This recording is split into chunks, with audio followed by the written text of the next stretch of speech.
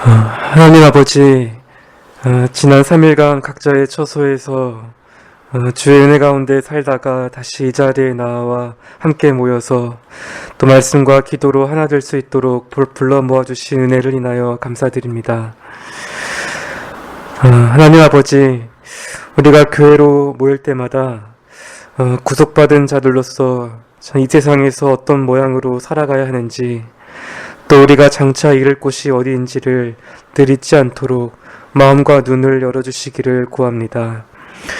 우리가 심히 우둔하고 어리석어서 스스로 갈 바를 알지 못하고 죄와 세상을 벗삼아 이리저리 요동칠 때가 많지만, 이 시간 다시 은혜를 구하오니 복음이 우리 심령에 들려지게 하시고, 또 복음 안에서 우리를 부르시는 주의 음성을 따라 남은 때를 기쁨과 감사함으로 살아갈 수 있도록 인도하여 주옵소서.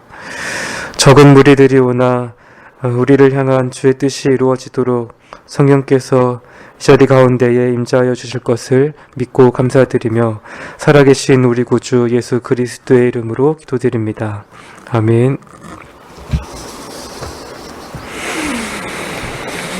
네, 하나님 말씀 갈라디아서 3장 1절부터 14절까지 말씀입니다. 갈라디아서 3장 1절부터 14절까지 말씀입니다. 네, 한 절씩 교독하면서 읽도록 하겠습니다.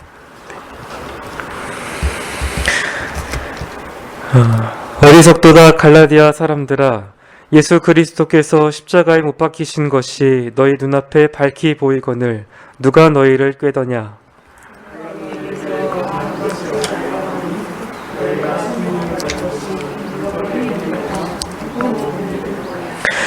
너희가 이같이 어리석으냐? 성령으로 시작하였다가 이제는 육체로 마치겠느냐?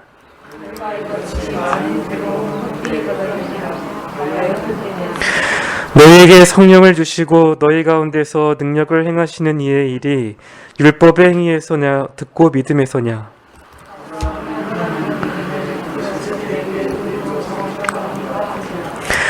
그런즉 믿음으로 말미암은 자들은 아브라함의 아들인 줄 알지어다.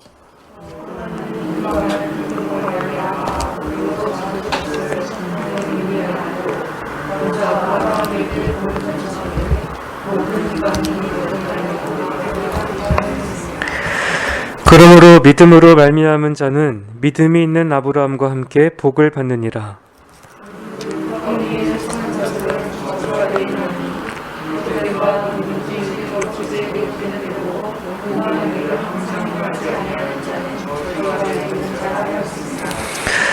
또 하나님 앞에서 아무나 율법으로 말미암아 의롭게 되지 못할 것이 분명하니 이는 의인이 믿음으로 살리라 하였음이니라.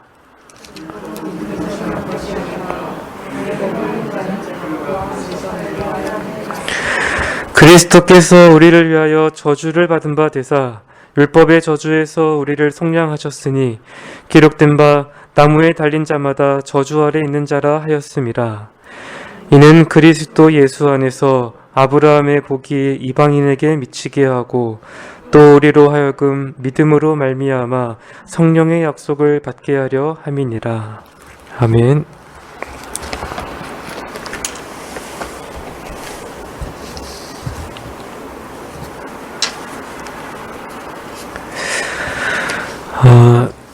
사도 바울은 이 자신이 복음을 전했던 이 갈라디아 교회가 다른 복음을 쫓아서 떠나가고 있다는 소식을 듣고 이 서신을 작성했습니다.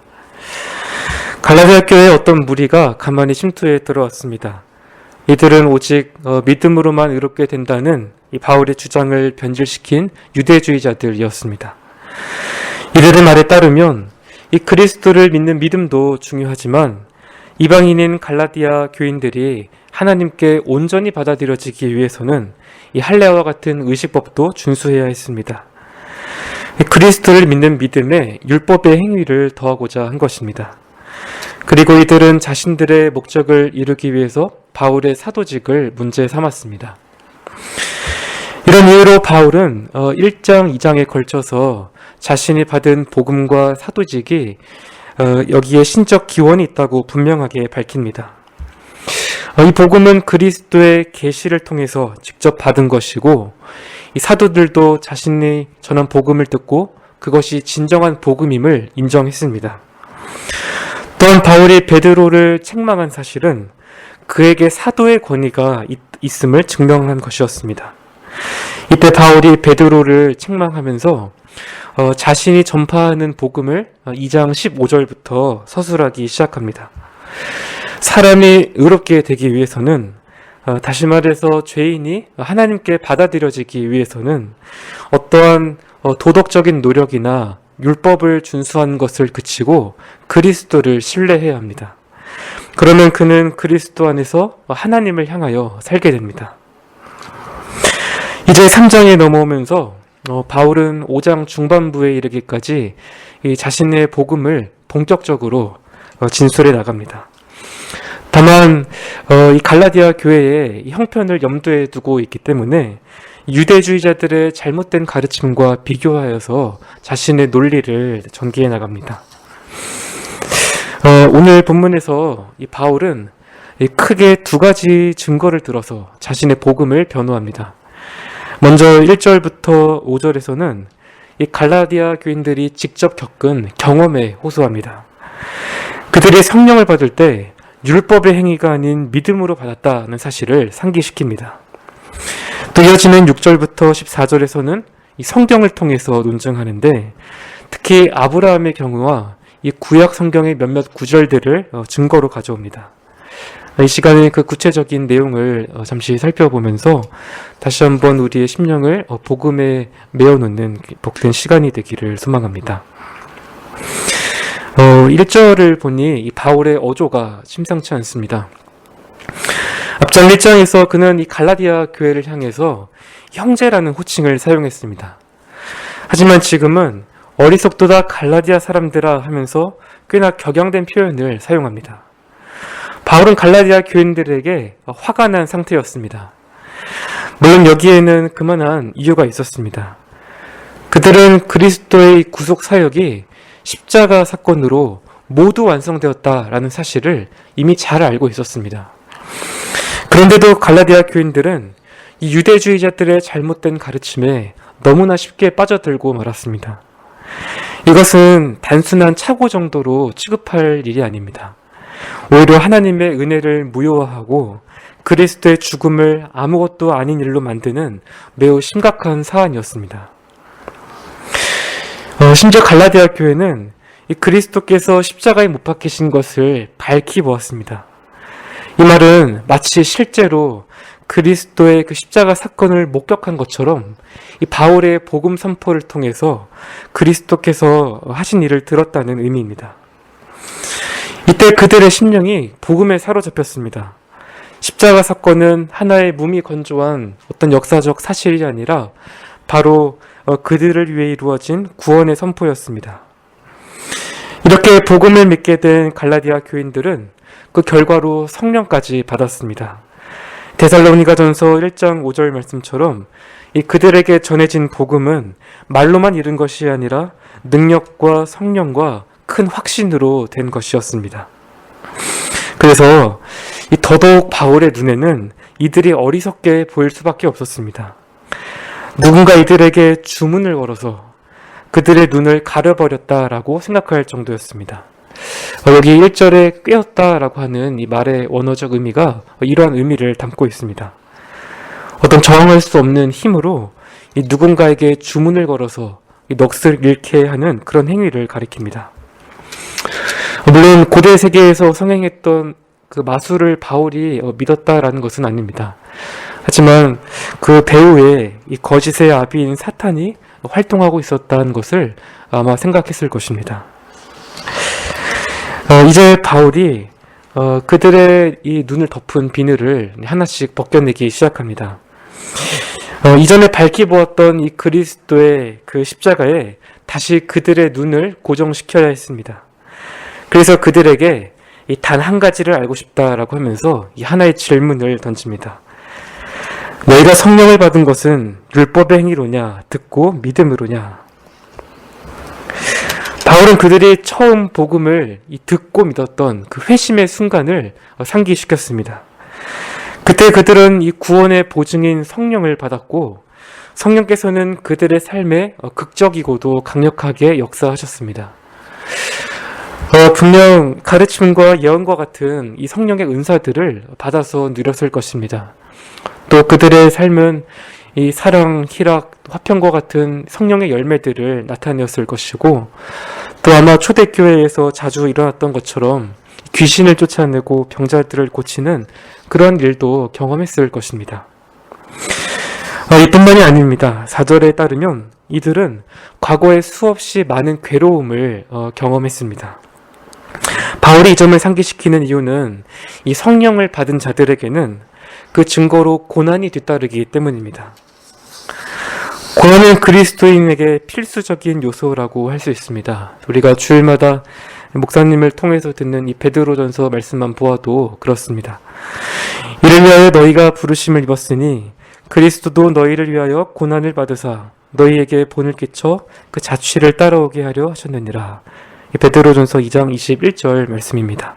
또 3장 17절에서도 선을 행함으로 고난받는 것이 하나님의 뜻이라고 단언하고 있습니다. 이 갈라디아 교인들도 처음 그들이 듣고 믿은 이 복음의 진리 때문에 많은 차별과 억압을 받았을 것입니다. 이 갈라디아서 4장 29절이 이 사실을 어느 정도 암시하고 있습니다. 육체를 따라난 자가 성령을 따라난 자를 핍박한다라고 말합니다. 이 모든 점들을 생각해 볼 때 그들 안에는 이 반박할 수 없는 성령의 사역과 임재의 증거가 새겨져 있었습니다. 지금 바울의 이 요지가 무엇입니까? 그는 갈라디아 교인들이 무엇을 깨닫기를 바라고 있습니까? 그들이 하나님의 백성에 속할 때에 결코 할례와 같은 율법의 요구를 행하지 않았다라는 점입니다. 갈라디아 사람들은 선포된 복음을 듣고 믿음으로써 하나님의 백성의 표시인 성령을 받았습니다.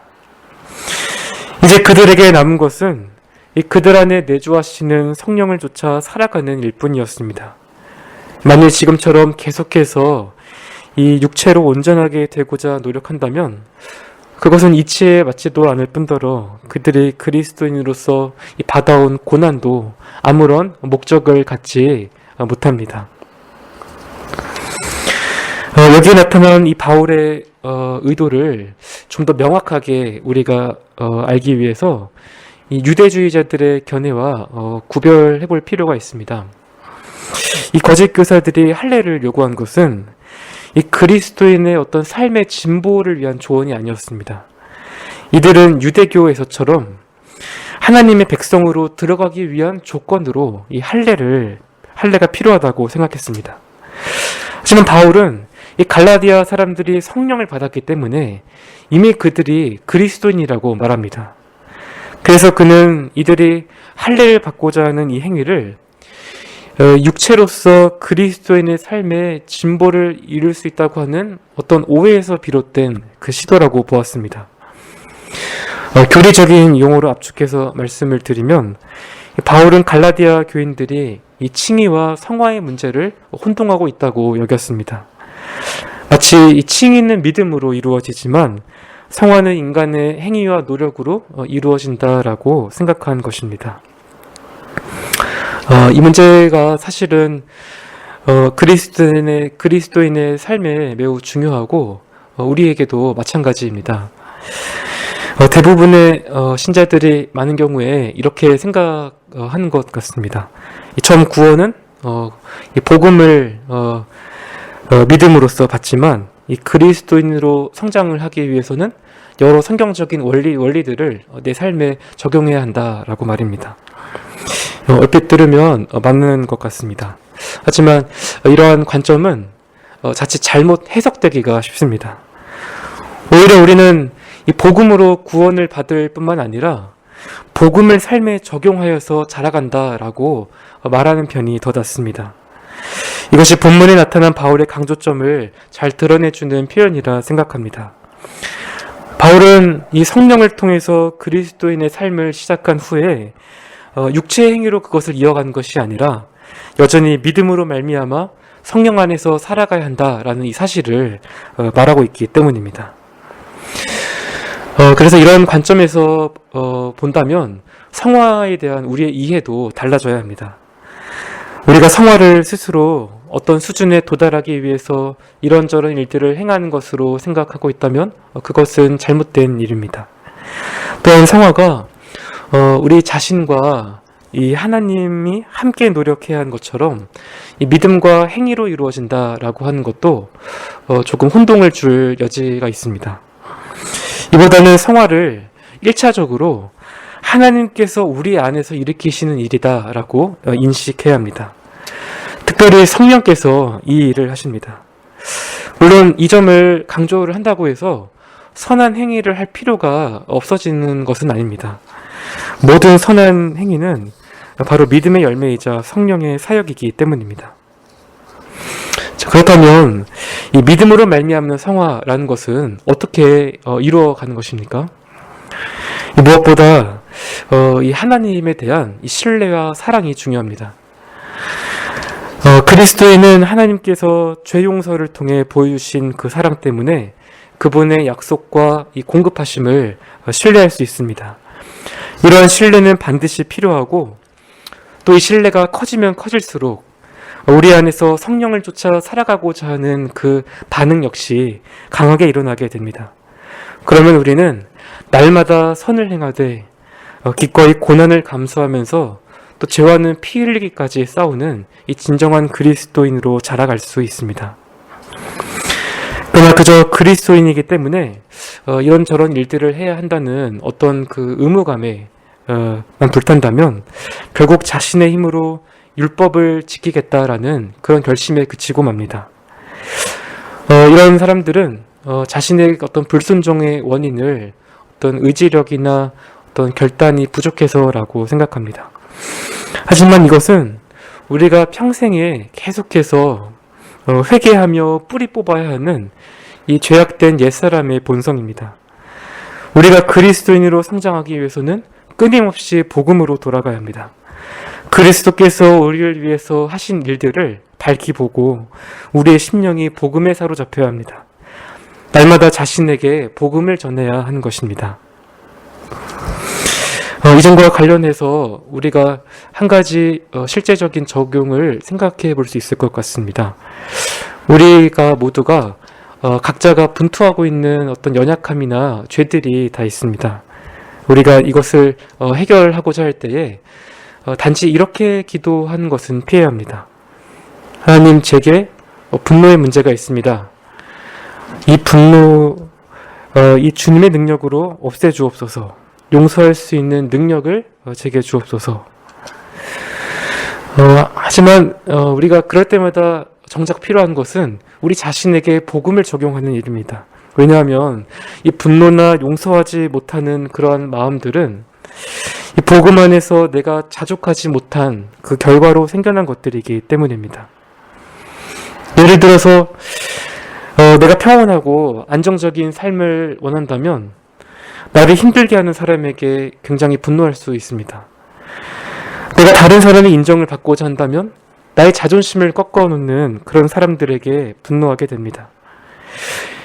이것은 내 안에서 그리스도께서 다 이루신 일보다는 어떤 안정된 삶이나 이 인정이 구주로 자리 잡고 있다는 사실을 보여줍니다.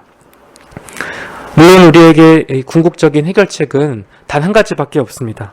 십자가에 못 박히신 그리스도를 바라봄으로써 성령께서 우리의 마음에 역사하셔야 합니다. 또 우리 마음이 복음에 녹아내려야 합니다. 그러면 우리는 모든 죄악에서 점점 자유케 될 뿐만 아니라 이 성령의 열매를 맺으면서 살아갈 수 있습니다. 이제 바울이 구약으로 방향을 돌려서 이 갈라디아 사람들이 아브라함의 후손에 속해 있다라는 사실을 변호합니다. 이를 위해서 먼저 6절부터 9절에서 이 아브라함의 경우를 들어서 오직 믿음으로만 칭의를 얻는다는 것이 성경적 역사의 기초에 있다는 것을 밝힙니다. 우리가 아는 것처럼 지금 바울은 이 유대주의자들의 주장에 대해서 반박을 하고 있습니다. 그래서 아브라함을 증인으로 바울이 소환을 한 것은 매우 적절하고도 필연적인 일이다라고 할 수 있습니다. 이 아브라함이 유대인들에게 어떤 존재입니까? 유대 백성들의 조상이자 이 구원의 약속을 받은 자였습니다. 이스라엘 민족은 하나님께서 아브라함에게 그의 후손이 큰 민족을 이루어서 하나님의 복을 받고 또 그분이 주신 땅에 살리라고 약속하시던 바로 그때 시작되었습니다.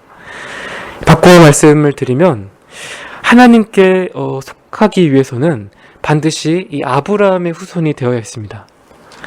그래서 요한복음 8장을 보면 이 유대인들은 예수님에게 자신들이 하나님의 자녀라는 것을 증명하기 위해서 우리가 아브라함의 자손이다 라고 이렇게 말합니다. 그런데 이 유대주의자들에 따르면 아브라함의 자손이 되기 위한 이 유일한 길은 바로 이 할례를 받는 것이었습니다. 왜냐하면 하나님께서 아브라함에게 언약의 표징으로 할례를 명하셨기 때문입니다. 창세기 17장 10절에 하나님께서 이렇게 말씀을 하셨습니다. 너희 중 남자는 다 할례를 받으라.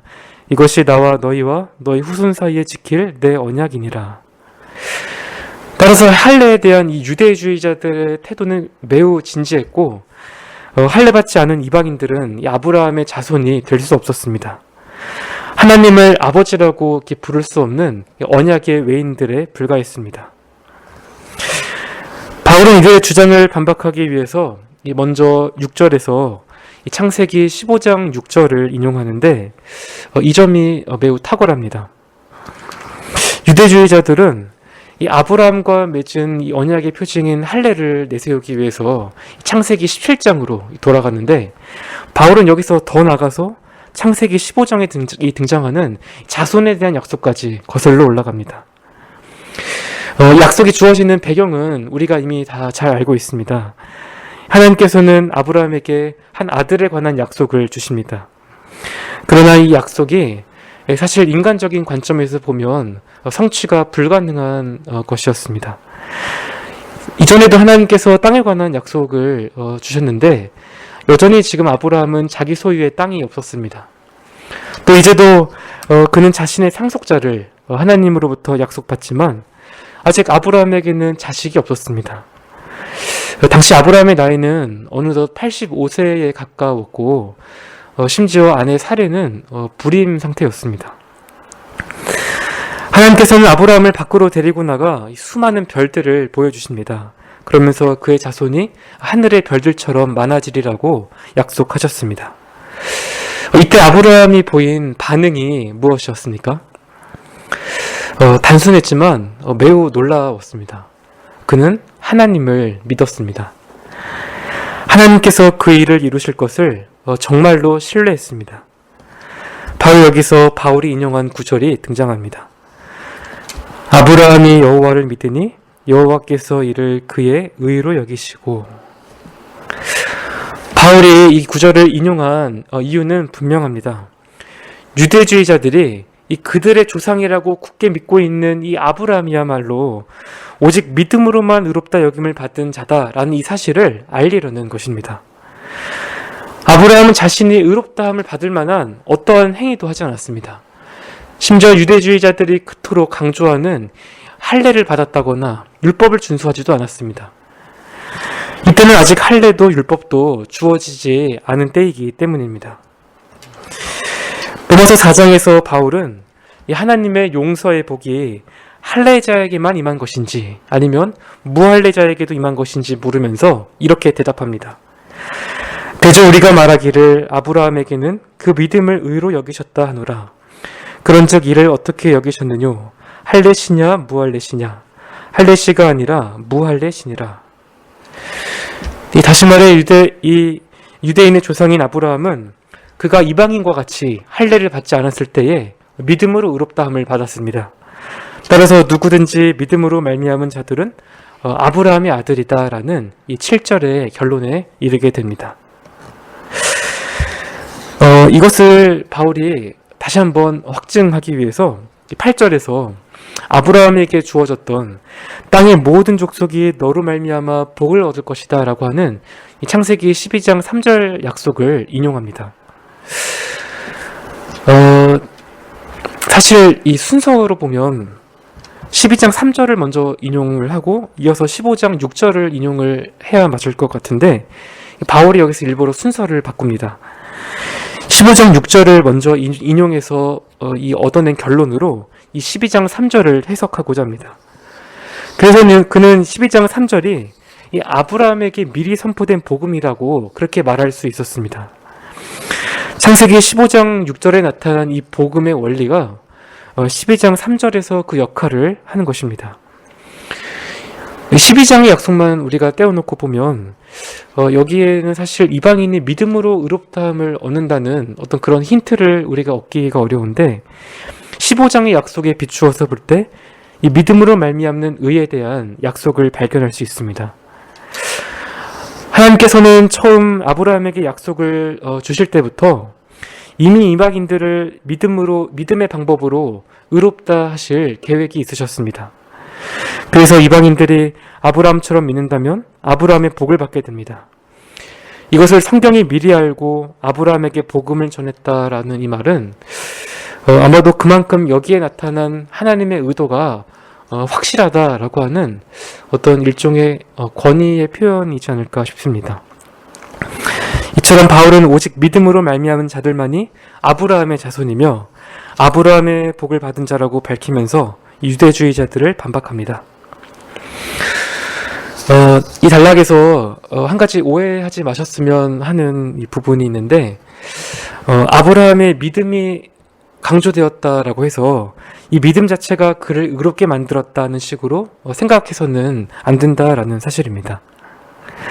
바울이 인용한 이 창세기 15장 6절을 우리가 조금만 주의 깊게 살펴본다면 그런 의미가 전혀 담겨있지 않다는 것을 깨닫게 됩니다. 하나님께서는 아브라함의 믿음을 보시고 그를 의롭게 하셨다라고 말씀하지 않으셨습니다. 다만 이 믿음을 그의 의로 여기셨습니다. 여기 여기신다는 말은 실제로는 그렇지 않지만 마치 그런 것처럼 간주하시거나 인정하신다라는 말입니다.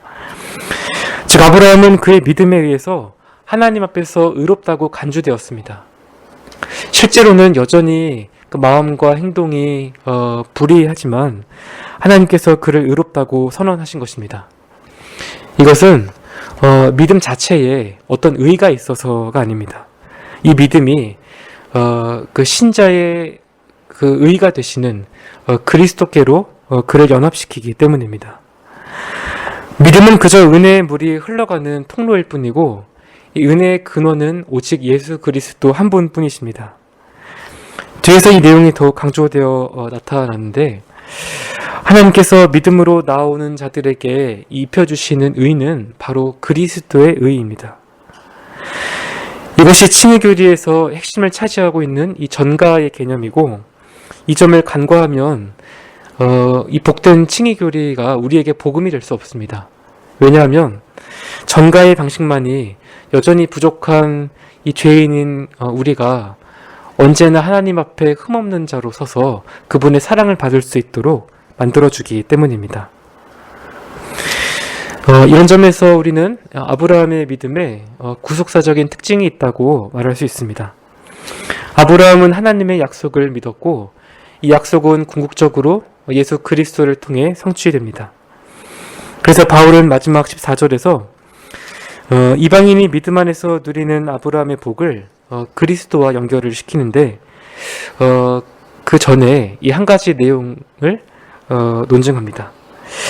이제까지는 믿음으로 얻는 아브라함의 복에 초점을 맞추었다면 10절부터 12절에서는 이 율법의 행위로 의롭게 되려는 자들에게 임하는 이 저주에 초점을 맞춥니다.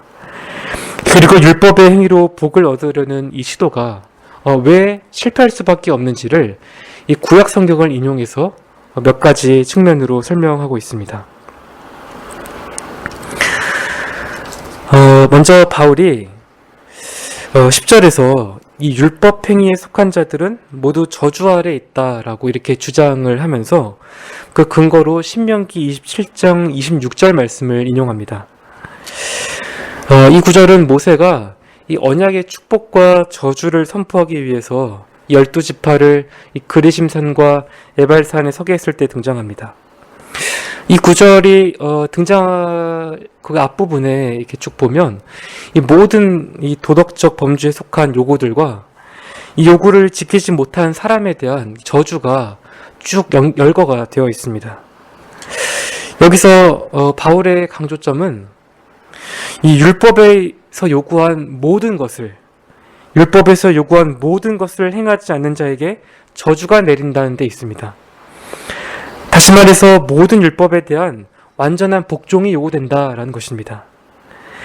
이미 바울은 어느 누구도 율법을 지킬 수 없을 것이다 라고 하는 그런 전제를 이미 하고 있는 것처럼 보입니다. 그러나 이 점은 사실 그가 애써 논증을 하지 않아도 우리 스스로가 이미 에발산의 저주 아래 놓여 있는 자들임을 쉽게 알 수 있습니다. 타락한 모든 사람은 하나님을 거역하고 살아가는 죄인들이기 때문입니다. 소요리문답 82문은 이 사실을 다음과 같이 대답합니다. 타락한 이후 한낱 사람으로서는 이 세상에 살 동안 하나님의 계명들을 완전히 지킬 수 없고 오히려 생각과 말과 행위로 날마다 범합니다. 이것은 전적 타락의 교리이고 성경이 가르치는 진리입니다. 의인은 단 한 명도 없고 모든 사람이 죄를 범한 까닭에 하나님의 영광에 이를 수 없습니다. 따라서 유대주의자들처럼 율법의 행위로 구원을 얻고자 한다면 사실 그는 복이 아니라 하나님의 저주를 불러오고 있는 것입니다. 11절에서는 방금 바울이 주장한 내용을 조금 다른 각도로 논증합니다. 하나님 앞에서는 누구도 이 율법으로 말미암아 의롭게 되지 못할 것이 분명한데 그 근거로 제시한 구절이 의인이 믿음으로 살리라는 이 하박국 2장 4절입니다. 원래 이 하박국 구절의 문맥을 살펴보면 이 말은 하나님께서 이 예루살렘을 정복했던 바벨론 사람들의 교만을 책망하시면서 하신 말씀입니다. 그에 앞서서 하박국 선지자가 이 유다가 갈대아 사람들에 의해 징벌되는 그 심판의 날을 예언합니다. 그들 가운데 하나님의 이 율법이 무력해지고 공의가 전혀 시행되지 않고 있었기 때문입니다. 그런데 이 심판이 이 남은 자들을 위한 믿음의 시험이기도 했습니다. 장차 도래할 이 바벨론을 향한 심판과 이스라엘의 회복을 하나님께서 약속하셨기 때문입니다. 따라서 현재 상황은 굉장히 암울하지만 미래의 구원을 바라보면서 끝까지 하나님을 신뢰할 수 있을 것인가 아닐 것인가가 관건이었습니다. 하박국은 무화과 나무가 꽃을 피우지 않고 포도나무에 열매가 없어도 계속 주님을 인하여서 즐거워할 것이라고 말합니다. 그렇다면 여기서 바울의 의도는 단순히 의가 행위로 말미암을 수 없기 때문에 믿음으로 말미암아야 한다 이렇게 얘기하는 것이 아닐 것입니다. 그보다는 하나님을 신뢰할 수 없는 상황에서도 끝까지 믿음으로 살고자 하는 이 의인의 모습을 강조하는 것이라고 생각됩니다. 의로운 자는 계속해서 믿음에 의해서 살아가야 합니다. 여기 본문에 살리라고 하는 말이 미래 시제로 표현이 되어 있어서 미래의 의미로 해석을 해야 하나 그럴 수 있지만은 사실은 좀 종말론적인 해석으로 보는 편이 나을 것 같습니다. 사실 여기 본문에 나오는 칭의가 그러한데 이 칭의는 현재 이루어지는 일이기도 하지만 우리가 마지막 때에 하나님 앞에 의로운 자로 서도록 만들어주는 것이기 때문입니다. 이처럼 신자가 믿음으로 말미암아 살아야 한다면 의인은 결코 율법을 통해서 올 수 없습니다. 이어지는 이 12절은 좀 더 해석하기가 좀 까다롭습니다. 먼저 바울은 율법이 이 믿음에서 난 것이 아니라고 하면서 율법과 믿음이 함께할 수 없다는 것을 주장합니다. 율법은 완전한 순종과 인간의 행위를 요구하지만 이 믿음은 하나님이 그리스도 안에서 이루실 구원을 생각하며 그것을 의존합니다. 그리고 나서 인용되는 구절이 이 레위기 18장 5절인데 아마 이 율법이 믿음이 아니라 행함에 기초한다는 사실을 말하기 위한 것 같습니다. 율법의 요구를 행하면 살리라. 이 말은 분명 율법을 지키는 자들에게 이 생명을 요구 줄 수 있는 것처럼 보입니다. 그러나 율법이 믿음과 달리 이 생명을 가져오지 않는 이유는 사실 율법의 요구를 만족시킬 수 있는 사람이 아무도 없기 때문입니다. 오히려 율법을 지킴으로써 의로워지려고 한 것은 믿음과 반대됩니다. 또한 우리를 의롭다 하시기 위해 하나님께서 그리스도 안에서 하신 그 일을 신뢰하지 못하도록 만듭니다. 따라서 우리에게 정리를 해보자면 우리에게 남아있는 선택지는 하나님께서 예비하신 단 하나의 길밖에 없습니다. 그것은 율법의 모든 저주를 대신 받으심으로써 이 생명의 길을 내신 예수 그리스도를 믿는 일입니다. 바울은 13절에서 이 점을 분명히 합니다. 그리스도께서 우리를 위하여 저주를 받은 바 되사 율법의 저주에서 우리를 속량하셨으니, 여기서 언급되는 율법의 저주는 이 율법의 제정자이신 하나님으로부터 오는 저주를 말합니다. 우리는 이 구절에서 이 저주가 얼마나 무겁고 얼마나 두려운 것인지를 느껴보려고 애써야 합니다. 이 저주의 어두움을 잘 보여주는 이 성경 구절들이 있습니다. 그로 인하여 산들이 진동하며 작은 산들이 높고 그의 앞에서는 땅 곧 세계와 그 가운데 거하는 자들이 솟아오르는도다. 누가 능히 그 분노하신 앞에 서며 누가 능히 그 진노를 감당하랴. 그 진노를 불처럼 쏟으시니 그를 인하여 바위들이 깨어지는도다. 나홈 1장 5절 6절 말씀입니다. 또 시편 50편 22절 같은 곳에서는 하나님을 잊어버린 너희여 이제 이를 생각하라. 그렇지 않으면 내가 너희를 찢으리니 건질 자 없으리라 하고 말씀하고 있고, 또 신약에 또 우리가 잘 아는 말씀이 있습니다. 원수 갚는 것이 내게 있으니 내가 갚으리라 하시고, 또 다시 주께서 그의 백성을 심판하시리라 말씀하신 것을 우리가 아노니 살아계신 하나님의 손에 빠져들어간 것이 무서울진저. 히브리서 10장 30절 31절 말씀입니다. 이런 저주는 하나님의 율법을 지키지 못하는 모든 자들에게 임하는데 우리도 그 아래에 있던 자들임을 우리가 기억해야 합니다. 주께서는 우리를 저주의 형벌에서 건져내시기 위해서 십자가에서 대신 그 저주를 받으셨습니다. 물론 주님 자신에게는 이 저주를 받으셔야 할 어떠한 이유도 없습니다. 본래 거룩하시고 순결한 분이시기 때문에 저주도 그분을 가까이 할 수 없습니다. 그런 주님께서 우리를 대신하여 저주가 되신 것은 자신을 위한 어떤 목적이 있어서가 아닙니다. 그저 순전히 우리를 사랑하셨고 우리가 서야 할 자리에 대신 서기로 작정하셨기 때문입니다. 우리에 대한 순전한 사랑 때문에 우리를 구속하시려고 죄인의 자리에 서셨고 죄인으로 취급되셨고 저주의 대상이 되셨습니다. 하나님께서는 그런 아들을 마치 지금까지 죄인이었던 것처럼 취급을 하셨습니다. 우리의 죄가 그분에게 전가되었고 이 죄의 저주가 따라왔습니다. 그 결과로 주님께서는 말로 다할 수 없는 공포를 느끼셨습니다.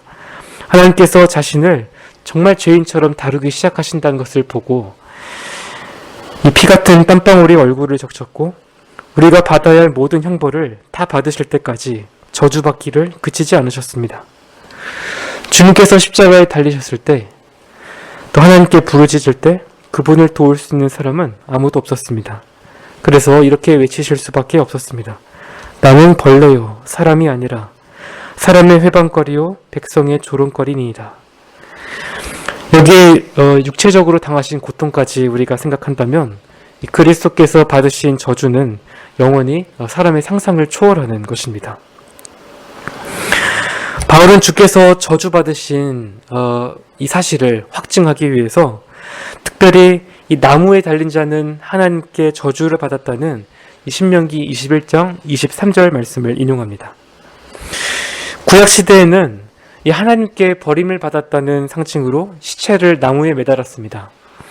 나무에 달렸기 때문에 저주를 받은 것이 아니라 저주받은 표시로 나무에 달렸습니다. 주님께서는 십자가에 달려 처형이 되셨고 거기서 우리를 위하여 저주를 받고 율법의 저주에서 우리를 속량하셨습니다.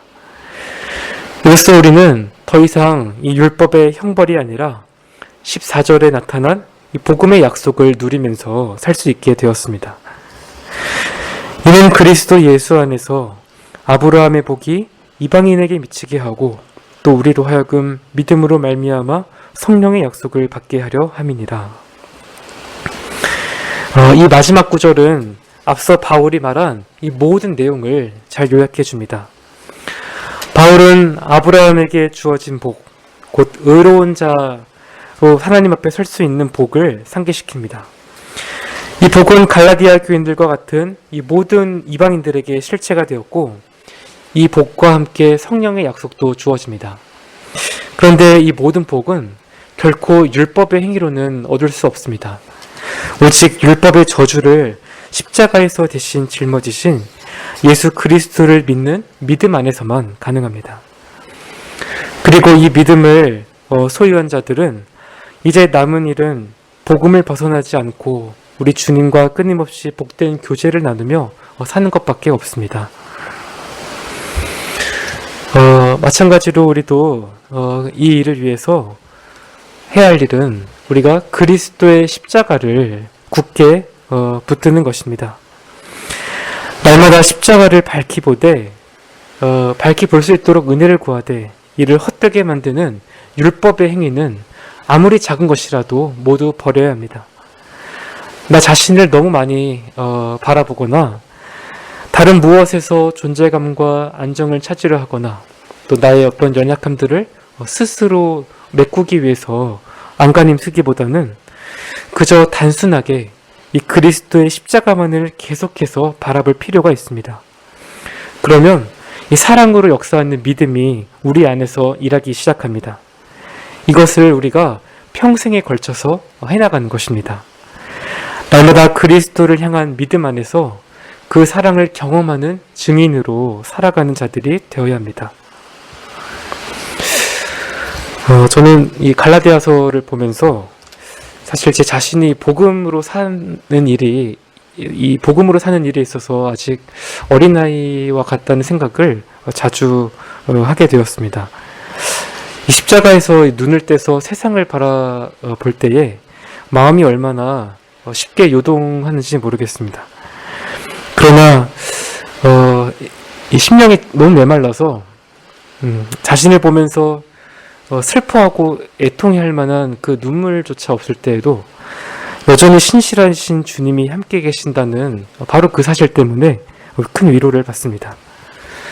계속해서 절뚝거리면서 걷더라도 우리를 끝까지 붙드시는 이 그리스도의 사랑 안에 늘 거하며 살아가기를 우리가 힘쓸 때에 그것이야말로 바로 가장 행복한 그리스도인으로 살아갈 수 있는 그런 길이라고 생각합니다.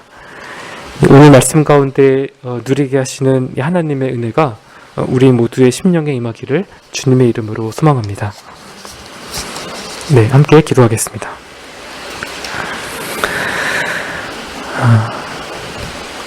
하나님 아버지, 감사합니다. 오늘 하나님께서 우리에게 주신 말씀 가운데에 불의한 자들을 하나님께서 먼저 사랑하시고 또 우리의 그 마음과 눈을 여셔서 복음을 믿게 하시고 또 성령을 주시고 우리가 이 복음 안에서 끝까지 살아갈 수 있도록 여전히 우리를 붙들어 주심에 감사를 드립니다.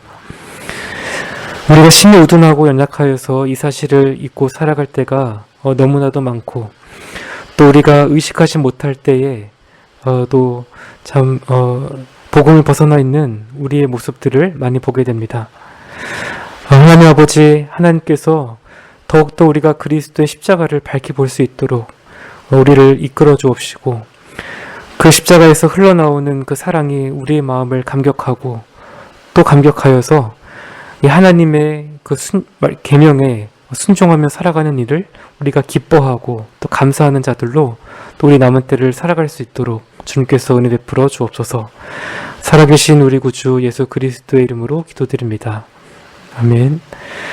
하늘에 계신 우리 아버지여, 이름이 거룩히 여김을 받으시오며 나라의 임하옵시며 뜻이 하늘에서 이룬 것 같이 땅에서도 이루어지이다.